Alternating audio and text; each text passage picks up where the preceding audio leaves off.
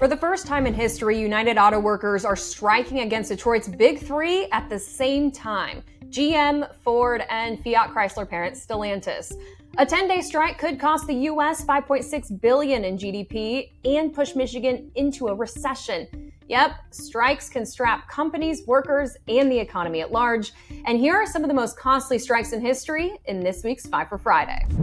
The year's 1997, and UPS has its hand in delivering 80% of ground packages nationwide. Then 185,000 UPS workers go on strike for 15 days over pensions, wages, and part-time status. The stoppage cost the company around $800 million, and it's hard to state the overall impact since USPS and FedEx couldn't fill the void. E-commerce has exploded since then. When UPS workers were contemplating another strike this summer, just 10 days would have cost the U.S. economy $7.1 billion.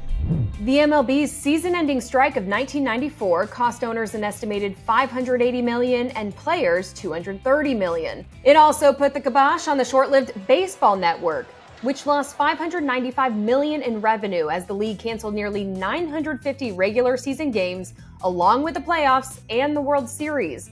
And the spat over a salary cap cost goodwill with fans. It took more than a decade for attendance to come back to pre-strike levels.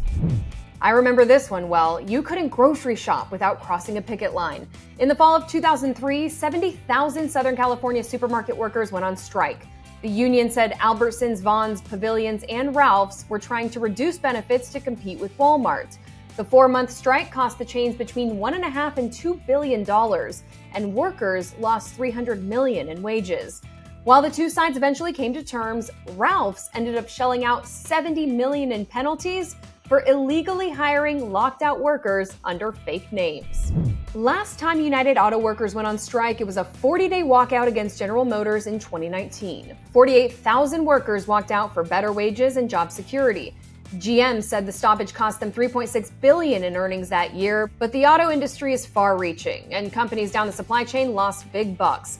The price of steel even took a dive amid a lack of production, while 34 plants idled. Hollywood is currently at a standstill with writers and actors on strike since May and July. Both are concerned about getting replaced by AI and compensation for streaming rights. TV and movies are a $134 billion business, and analysts say this strike could cost the economy more than $5 billion or $150 million a week. The costs will keep piling up as there's no end in sight. Remember, this is about behind-the-scenes extras and bit players, not Ryan Gosling's and Margot Robbie's. Interested in more Hollywood strikes in history? Hey, we've got a 5 for Friday for that. I'm Simone Del Rosario, and it's Just Business.